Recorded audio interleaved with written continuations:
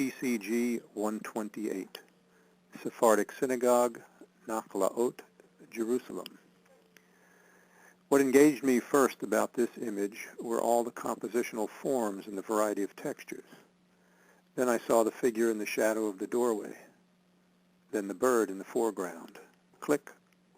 Those two elements really anchor the photograph. PCG 133, Lag BaOmer. Even though this bonfire was lit for celebration, the visual components of the dilapidated roofs with solar panels and a TV dish, the parked automobile, the men in Orthodox garments, women in contemporary clothing, boys in striped shirts dancing around the flames, the dark figure in the background doorway, the cement barrier posts in the foreground, the motion of bodies heading toward the fire, and the woman with her baby carriage and daughter pointing and looking angrily at me, all give this image a mysterious and menacing quality.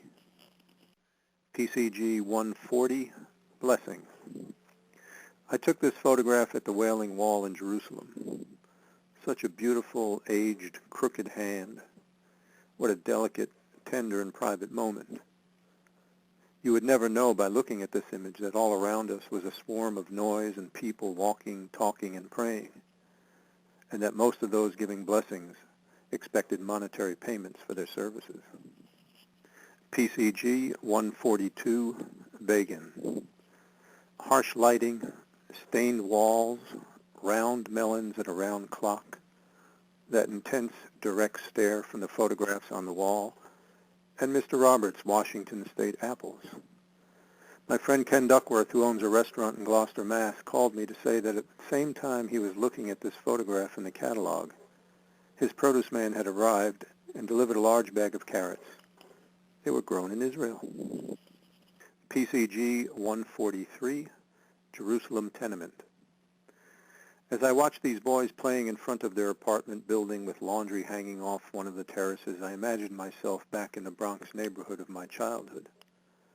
Then I noticed one of them had pulled down his pants to pee, and I thought, yep, I'm back in the Bronx. PCG 154, Recess Number 2. This photograph was taken on the campus of a yeshiva in the Jewish quarter of Old Jerusalem during afternoon break. I was intrigued and moved by the openness of the young boys and the ease with which they talked and touched and played together. It stood out in harsh contrast to the suspiciousness and rigidity that so many of the grown men conveyed.